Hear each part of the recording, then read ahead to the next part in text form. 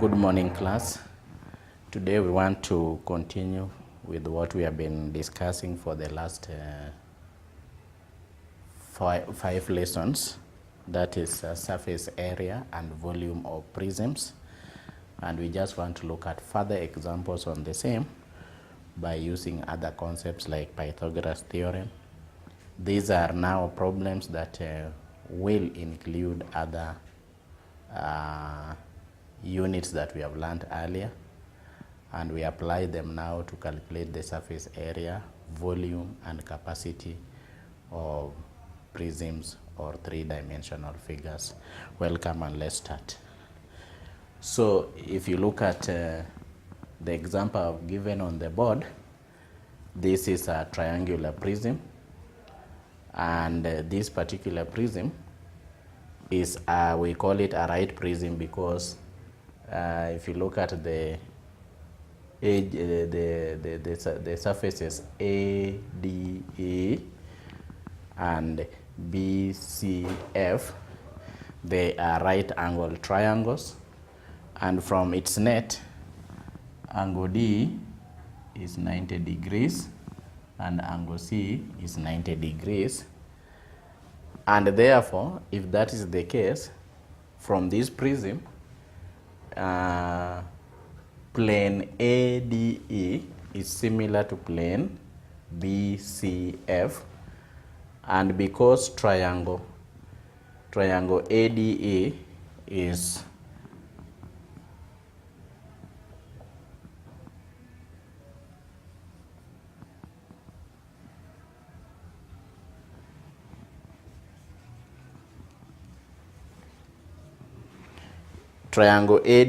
a right angle triangle, we can now therefore apply Pythagoras Theorem to determine the edge AE and similarly the edge BF.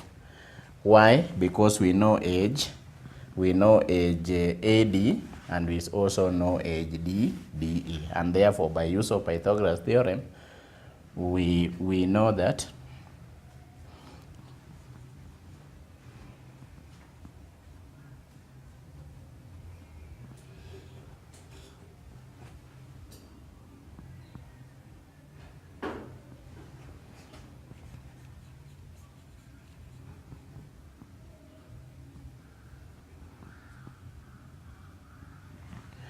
by use of Pythagoras Theorem, we obtain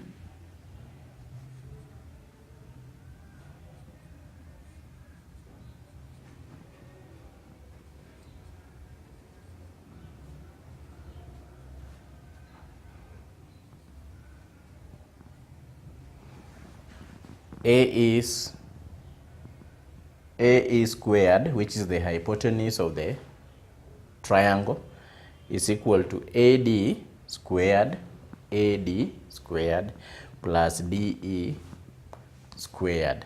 So by substituting those numerical values in this particular formula, we obtain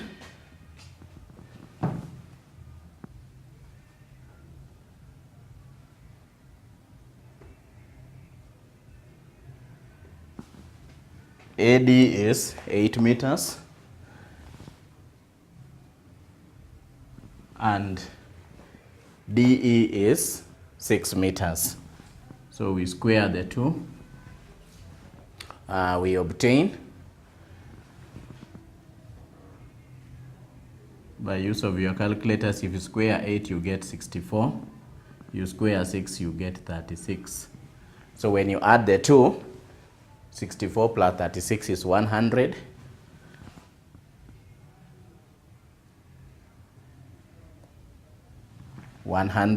And therefore we find the square root .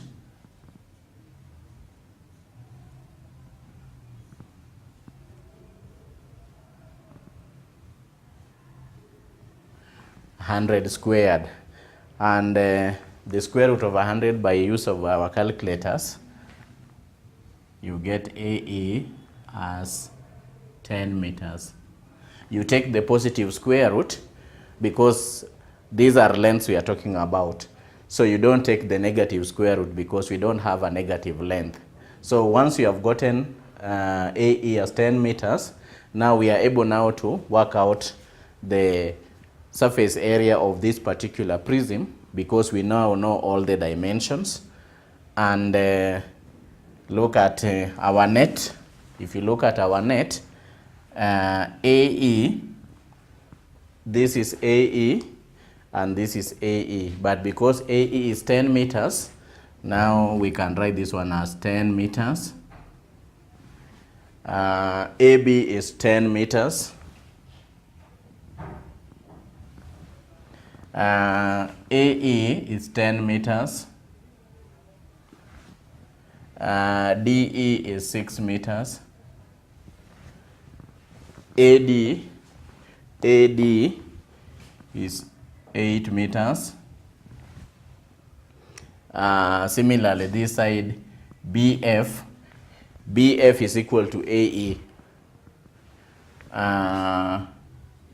AE is equal to BF, and if they are equal, it means that this is 10 meters, this is 10 meters, 8 meters, 6 meters, 6 meters, 6 meters, and this is 10 meters. So we have our the dimension of our object now. So we now use that information to calculate the area of the plane figures we have in this net, and the sum of the area of plane figures will give us the surface area of the prism. So let's see if this is our figure number 1, this is our figure number 2, this is our figure number 3, this is our figure number 4, and this is our figure number 5. So we can calculate the areas of those figures, and then we add them to get the area of the surface area of the prism. Now let's start. Figure number 1 is a square, so we'll get surface area as being equal to, figure number 1 is a square, so we get L squared for figure number 1 plus figure number 2, which is a rectangle, and it is length times width. Figure number 3 is also a rectangle, so we call it width 1 to distinguish it from the figure number 2, which is also a rectangle but of different dimensions, plus LW2, that is figure number 3. Figure number 4 is a triangle, and it is a half base times height. And remember, figure number 4 and figure number 5 are similar triangles, so we multiply this one by 2.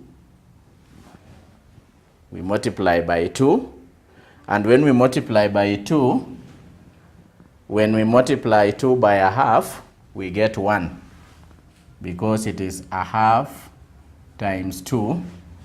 When we divide, we get by 2. 2 divides 2 once, and here 2 divides 2 once. So it is 1 times 1, which gives us 1. So we are going to get our surface area as L squared for figure number 1 plus LW1 for figure number 2 plus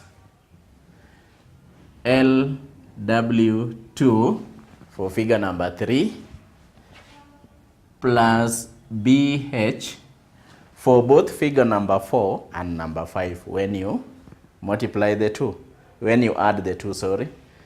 So basically, the total surface area of that particular prism is given by that formula.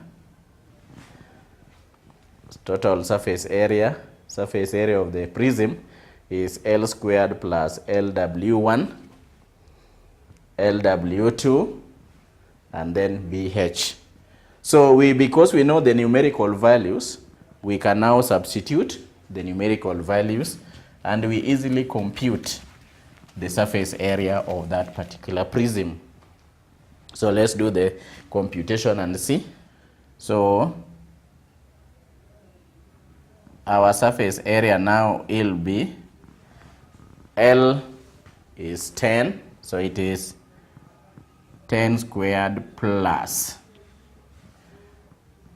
10 times 8 for L1, LW1 plus 10 times 6 for figure number 3 plus BH.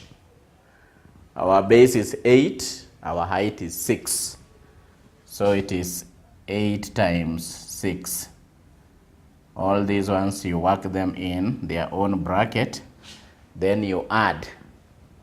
Now we use the law of Bodmer's to do basic mathematical operations on bracket of division, multiplication, addition, and subtraction. So we follow that order.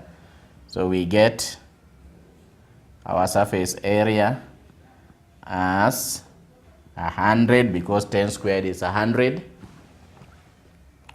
plus 80 plus 60 plus 48. So upon addition you get 180 plus 60 is 240. 240 plus 48 is 288. So we get that the surface area of this particular prism is 288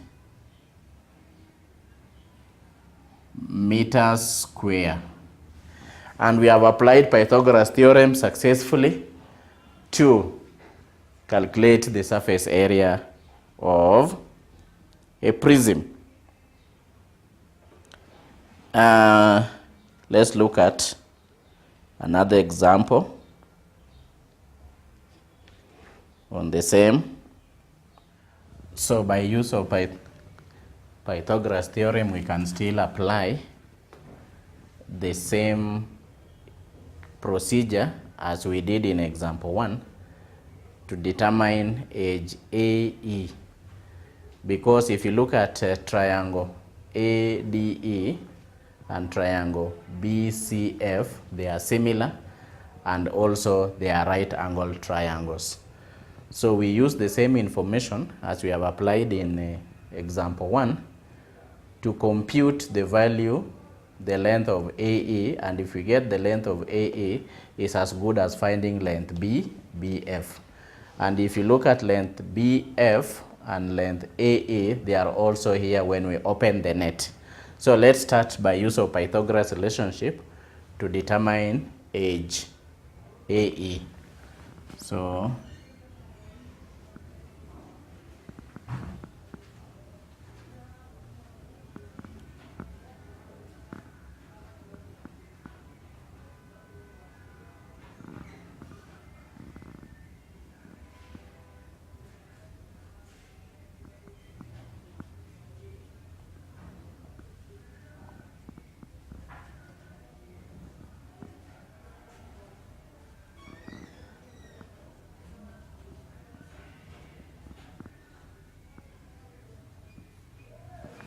we obtain AE squared is equal to AD squared plus DE squared. But we know DE and we also know AD, so we can just do the basic substitution and get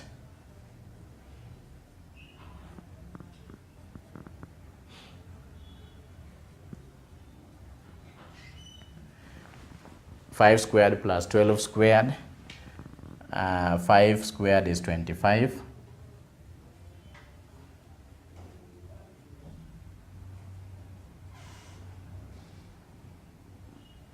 And 12 squared is 144. When you add 25 plus 144, you get 169.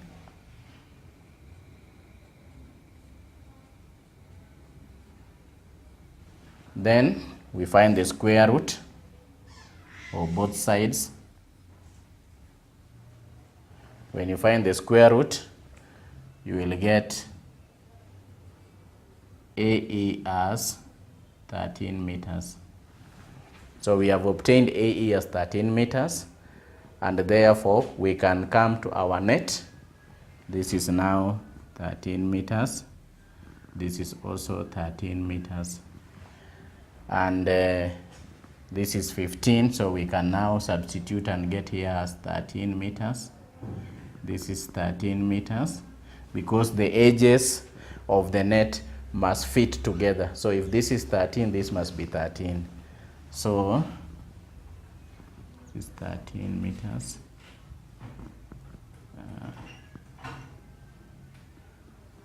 13 meters. So the edges must fit together so that when we are folding the surfaces, they are able to just fit together. So once we have now defined the net of the figure with their correct dimensions, we can now move ahead and calculate the surface area of this particular prism by calculating the surface areas of the net. So this is area number 1, this is area number 2, this is area number 3, this is area number 4, and this is area number 5.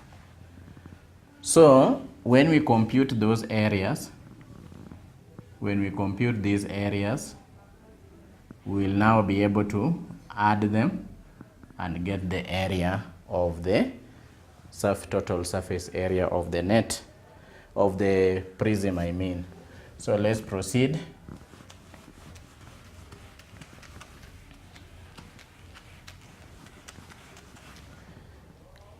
Class, if you look at area 1, the figure here is a rectangle whose dimensions is given by 15 by 13. So we get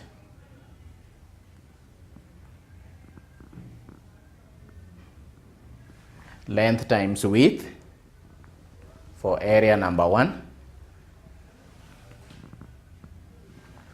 Area number 2 is also a rectangle of dimensions 15 meters by 5 meters. We call it length times W2, where W2 is our width number 2. Area number 3 class is also a rectangle of dimensions 15 meters by 12 meters. So we can work it out as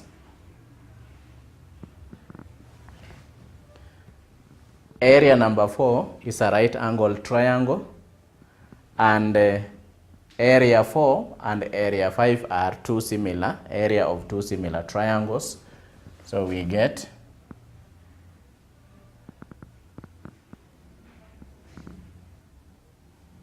then we multiply by 2 because they are two similar right angle triangles. This one gives a surface area as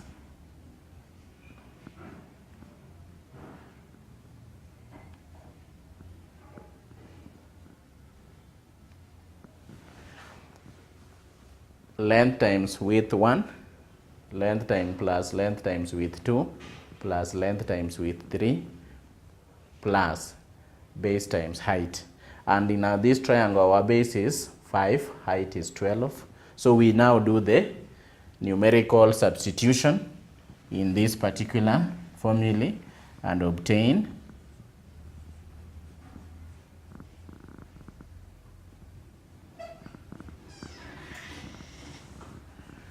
(15 times 13 for area 1),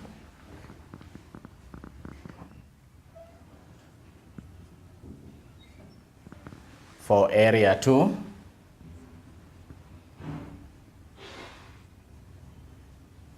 for area 3,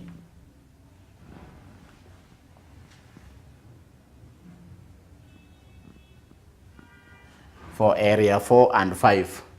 So when we do multiplication and addition, we get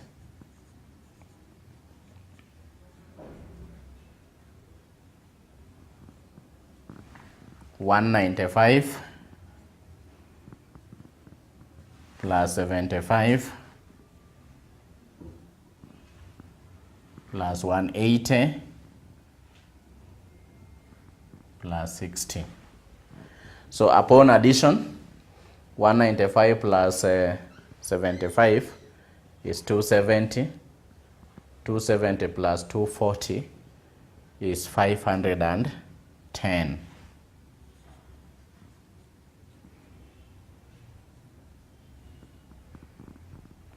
So the surface area of our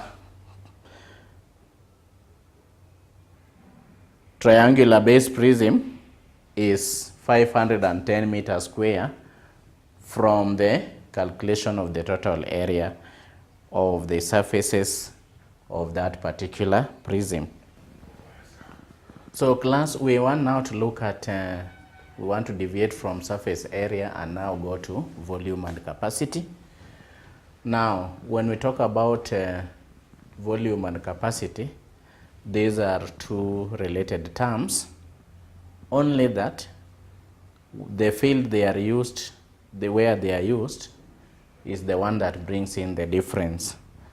For example, when we talk about volume, we refer to area occupied by solid, total surface, total space occupied by solids. When we talk about capacity, we talk about the total surface, the total space occupied by liquids or fluids, where we are talking about fluids as a combination of liquids and gases. So by basic definition, we define capacity as the volume of fluids. And that one now brings us to another field of study where we are now saying that when we want to calculate the volume of liquids, volume of gases, like in this particular room, we can say that the room is filled with gases, and we can now calculate the volume of the gases in this particular room because it makes us to breathe. So we know that air, when we talk about gases, air is part of the gases we are referring to. So the calculation of capacity is not very different from the calculation of volume of solids. And we have just said that the SI unit of capacity is liters. And other than liters, we have other units that we shall later on see how we relate to them. These other units are millimeters, which we abbreviate as small m, L, or deciliters, and others, depending on which unit we are dealing with. For example, when we are measuring capacity of very small quantity of fluids, for example, when we want to inject a patient using a particular drug, which is liquid in nature, we measure the volume in milliliters. So you can see this will be a very small volume because the syringe will measure, let's say, up to 15 millimeters of liquid. When we want to refer to volume of, let's say, petroleum products like kerosene, jet A1, and any other petroleum product, we measure them in large quantities and we call them meters cubed.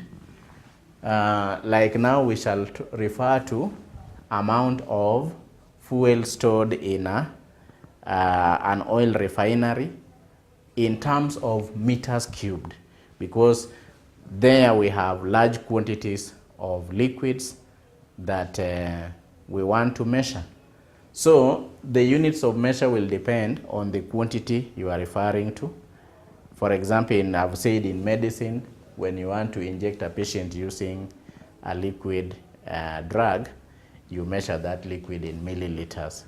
When you want to measure amount of water that is consumed by a town, we measure that amount of water in terms of meters cubed, because it's a very large volume of liquid that is consumed by the people living within that environment per day.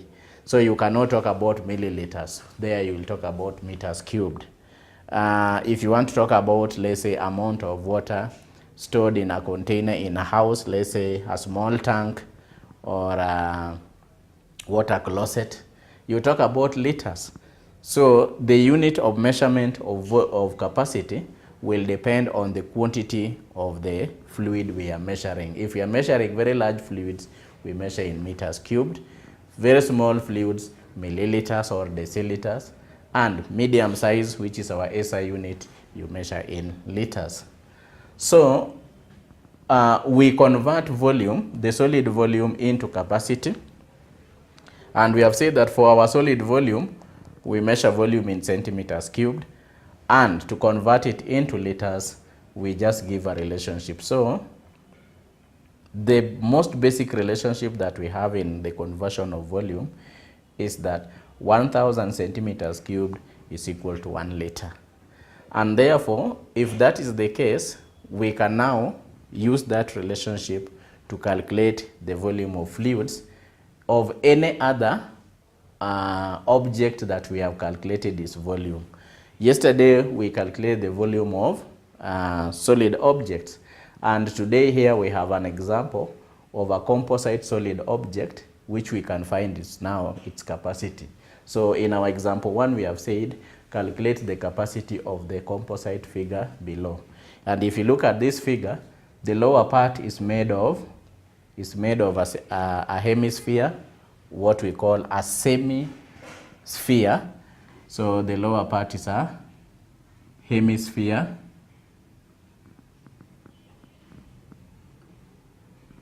This is basically a half of a sphere. But because we know the volume of a sphere, we can find the volume of a hemisphere. So whose volume 1 will be given by a half times 4/3 pi r cubed. That is the volume of that particular hemisphere. And that gives us V1 as, for the lower part here, V1 is equal to 2/3 pi r cubed. That's the volume of the hemisphere. This one here is a cylinder.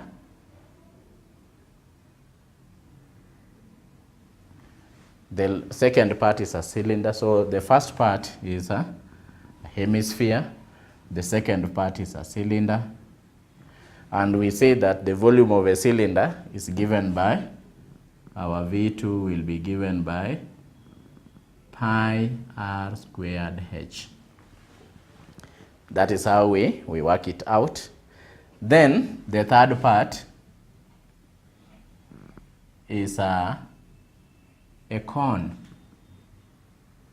That is a cone. The third part is conical. And if the third part is conical, we now see that V3 is equal to a third pi r squared h. And class, you appreciate that in this figure, we are given the dimensions of each part. So because we know the formula now, we can basically do basic computations. So our total volume will be V1, which is hemispherical part, plus V2, which is cylindrical part, plus V3, which is conical part.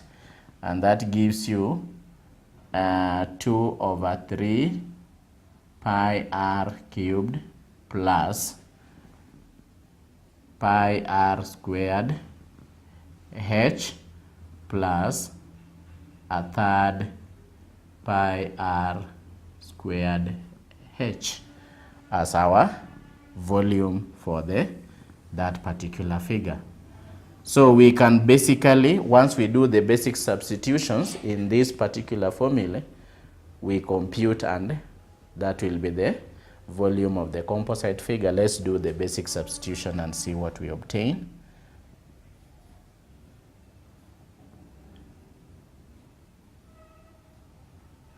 Our radius is 3.5 centimeters, sorry.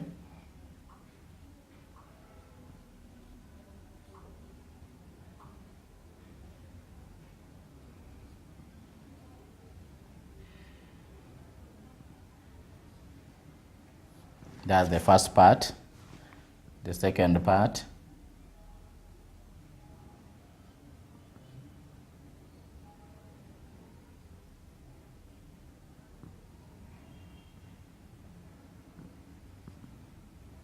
that is our second part.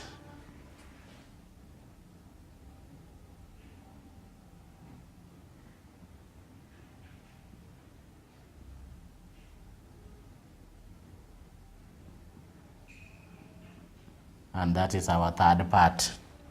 So this is the volume for the hemisphere, volume for the cylinder, and volume for the conical part. So when we do basic mathematical simplification,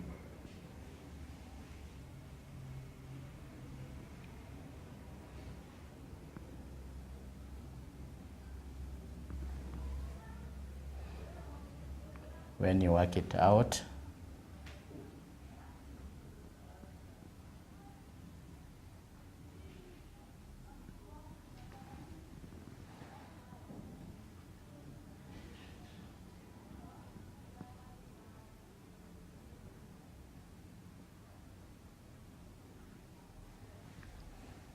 so you obtain 22 times 12.25, 3.5 times 3.5, all over 3 as the first part, plus 11 times 3.5 times 12 plus 11 times 3.5 times 7 all over 3 as the third part. Then we simplify. So when we do mathematical simplification, we get the first part is 89.83 plus 462 when you work out using your calculators, plus another 89.83. That's the volume of the conical part. So when you add, you get 641.67 centimeters cubed. But remember, we want capacity, so we must convert that volume from centimeters cubed into liters. So we use the relationship 1,000 centimeters cubed is equal to 1 liter. So if 1,000 centimeters cubed is equal to 1 liter, 641.67 centimeters cubed will be equivalent to what? So this gives us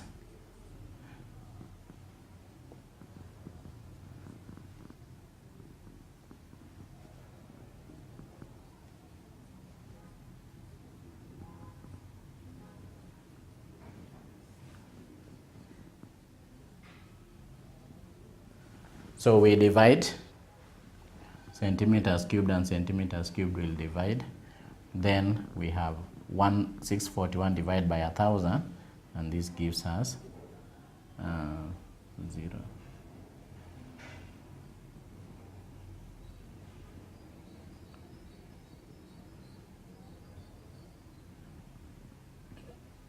So we get approximately 0.642 liters as the capacity of that particular composite object that we were given to calculate its capacity.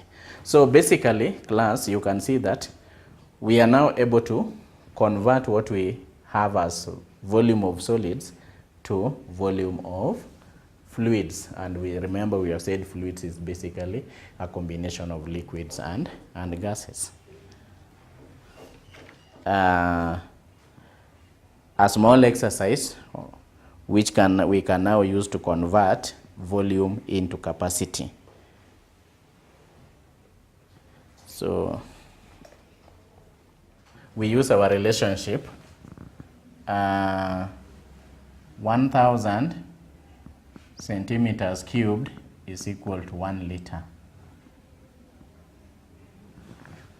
So because we have been given 13 centimeters cubed, now we ask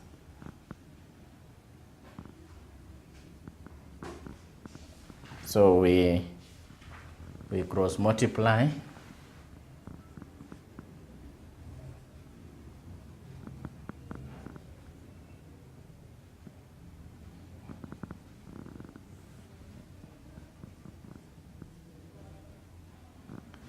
1000 centimeters cubed, because when we divide, this will give us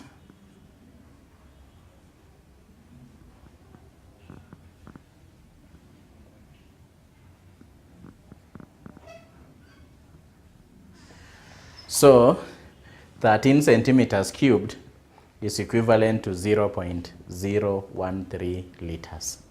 That is how we convert that. Let's look at the second one.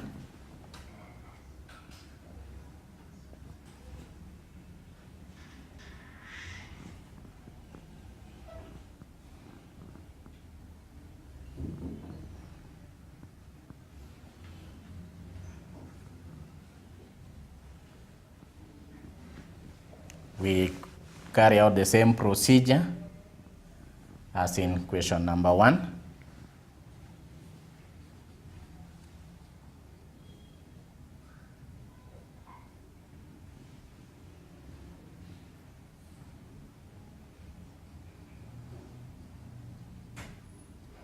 All of 1000 centimeters cubed, when you divide, centimeters will divide with centimeters. Then when you divide 27 by 1000, you get this one as 0.027 liters. So 27 centimeters cubed is is equivalent to 0.027 liters. Let's look at number 3.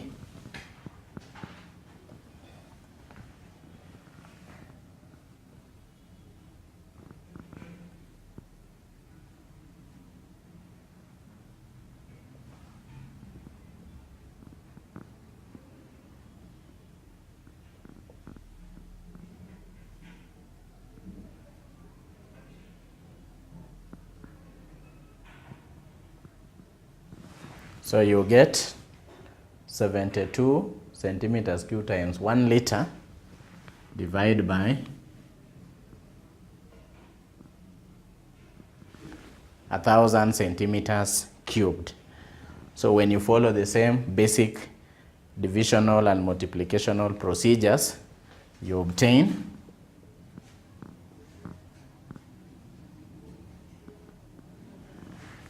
72 centimeters cubed is equal to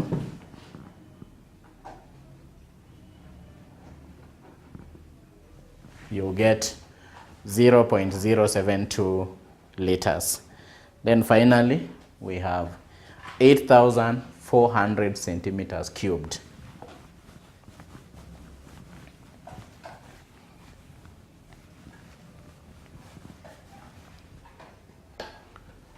Follow the same procedure.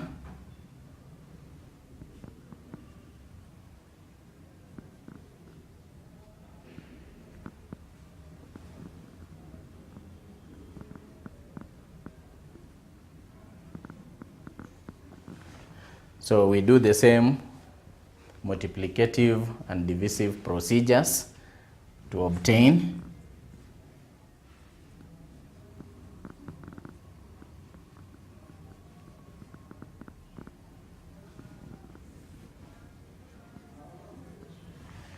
So when you divide 8,000, this is centimeters cubed. When you divide 8,400 centimeters cubed by 1,000, you should be able to get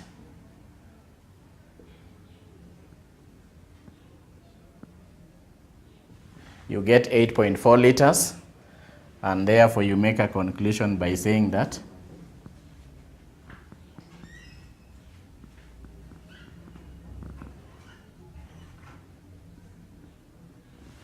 (8,400) centimeters cubed is equal to 8.4 liters.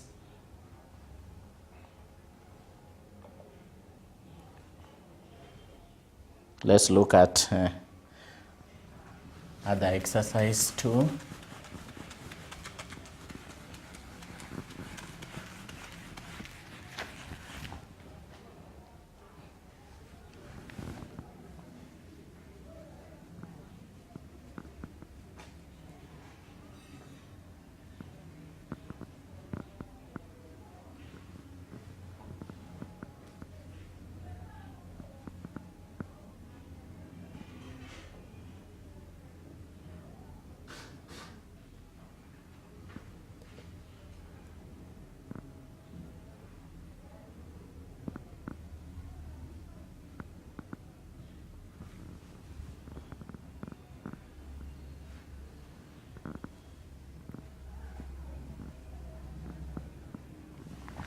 Convert the following liters into 1 centimeters cubed and 2 meters cubed.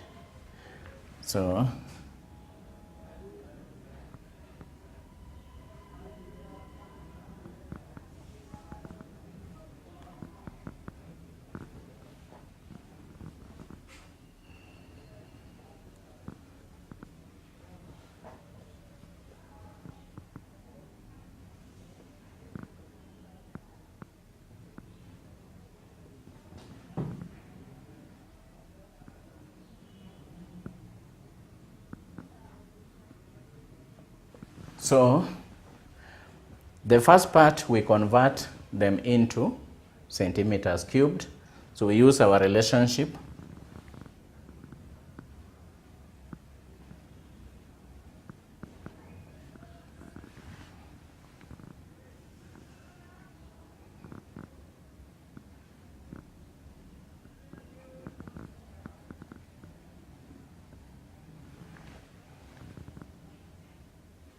(1,000 centimeters cubed is equal to 1 liter.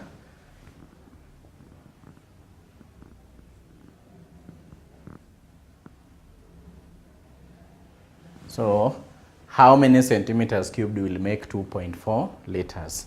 So we do the cross multiplication.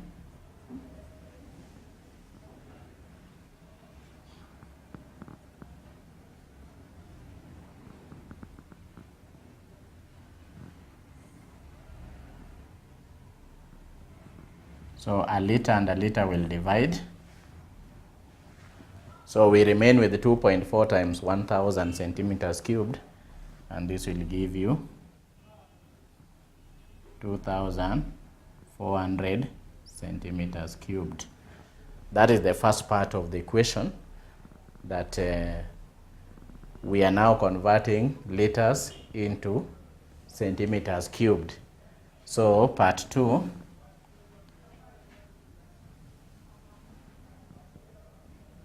we have 0.5 liters. So 0.5 liters will also give us the same. We know that 1,000 centimeters cubed is equal to 1 liter. So we follow the same procedure to get the equivalent of centimeters cubed into this 0.5 liters.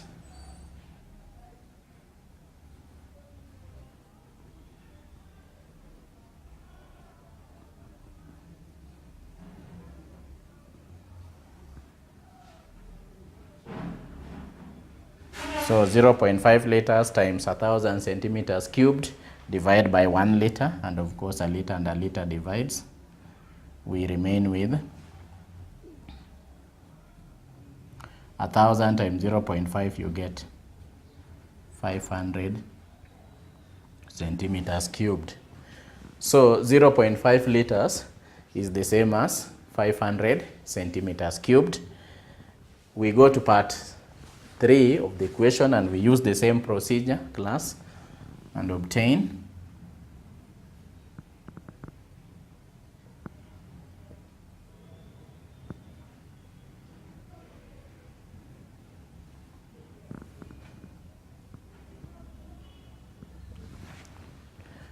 3.5 liters times 1,000 centimeters cubed divided by 1 liter. A liter and a liter divides once.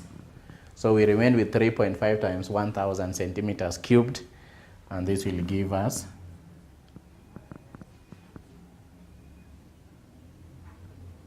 3,000 centimeters, 3,500 centimeters cubed as the volume in centimeters cubed.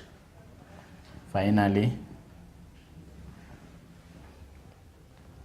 we go to D, which is 0.048 liters. So we do the same mathematical procedure.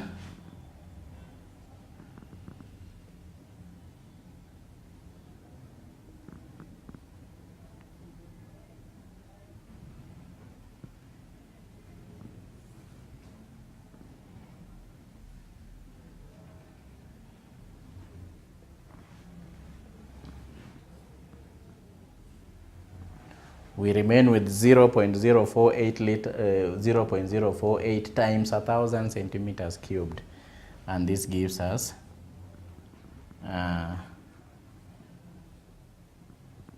we get 48 centimeters cubed.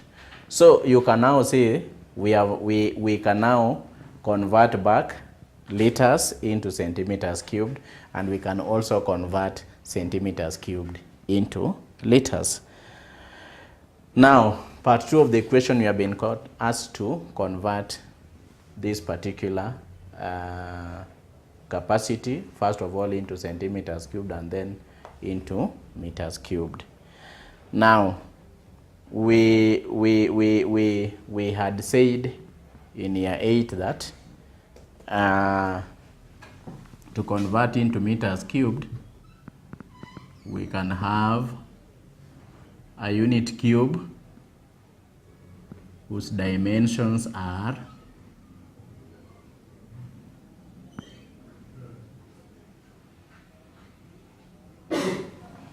1 centimeter by 1 centimeter and by 1 centimeter. And we know that 100 centimeters make 1 meter. So because 100 centimeters is equal to 1 meter, I want to give a relationship just as a reminder on how we can convert centimeters into meters. So if 1 centimeter is equal to 1 meter, it therefore means that 1 centimeter is equal to what? If 100 centimeters is equal to 1 meter, therefore 1 centimeter is equal to what? So this one will give us 1 centimeter times 1 meter divided by 100 centimeters. And therefore we can now see that 1 centimeter is equivalent to 0.01 meters. 0.01 meters. So here, if the dimensions of this particular cube is 100 centimeters, which is equal to 1 meter. Similarly, this will be 100 centimeters, which is equal to 1 meter. This will also be 100 centimeters, which is equal to 1 meter. So using that information, we can find the volume of the cube in both centimeters cubed and meters cubed. So let's see that. Let's see how we can do that. In centimeters cubed, we shall get volume as, we want first of all to get it in centimeters cubed. So we'll get 100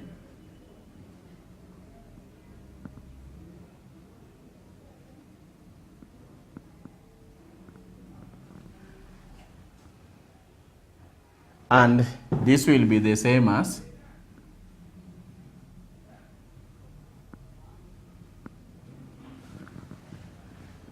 this is on the left hand side we have volume in centimeters cubed, and on the right hand side we have the volume in meters cubed, but we are referring to the same object.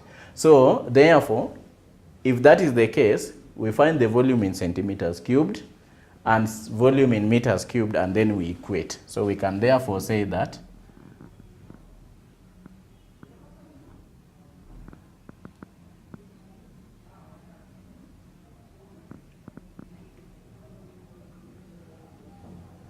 so class, you can see that 1 million centimeters cubed is equal to 1 meters cubed. That is the volume of the relationship when we are referring to centimeters cubed and meters cubed. So this is a very important relationship that you use in giving the relationship or conversion from centimeters cubed into meters cubed, or meters cubed into centimeters cubed. So because we already know this, we can now use this relationship to convert the given volumes now from centimeters cubed into meters cubed. So we come back. For example, now if we have 2,400 centimeters cubed and we want it into meters cubed, how will we do that? So we say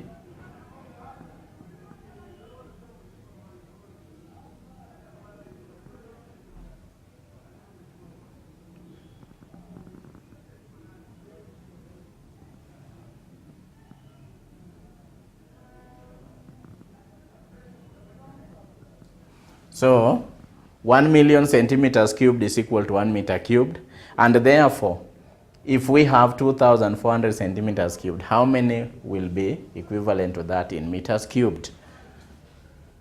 We do the cross multiplication as we have done in previous examples and exercises.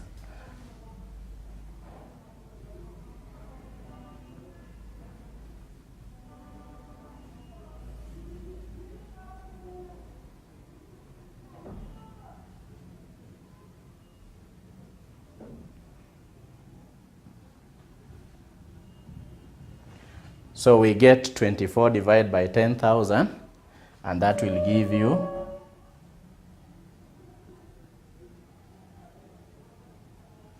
so we can therefore relate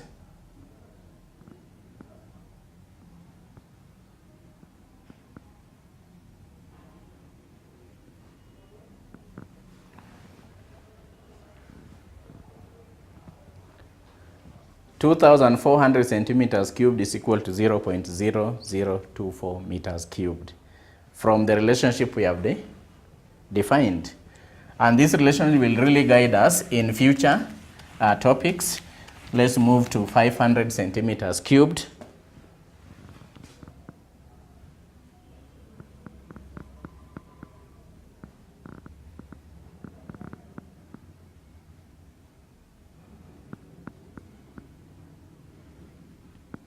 One million centimeters cubed is equal to 1 meter cubed. Therefore,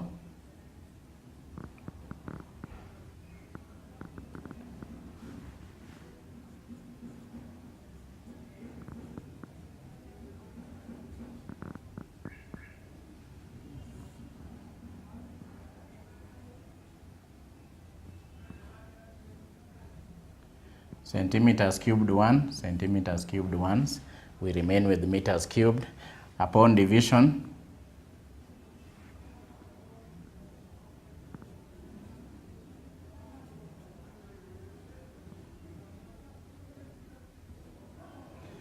(0.0005 meters cubed). That is the relationship. Then we follow the same procedure for part 3, which is 3,500. We do the same procedure. And when we do the same procedure,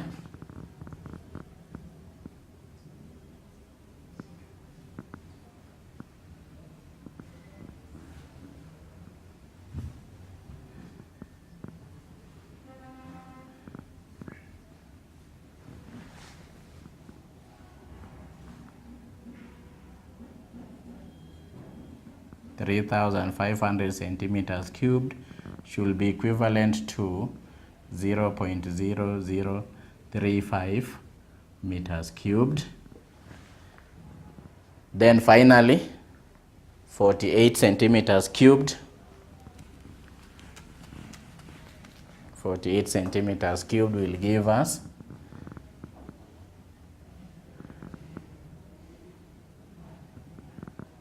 times 1 meter cubed all over 1,000,000 centimeters cubed. Centimeters cubed and centimeters cubed divide. We remain with 48 times 1 meter cubed divided by 1,000,000, and that will give you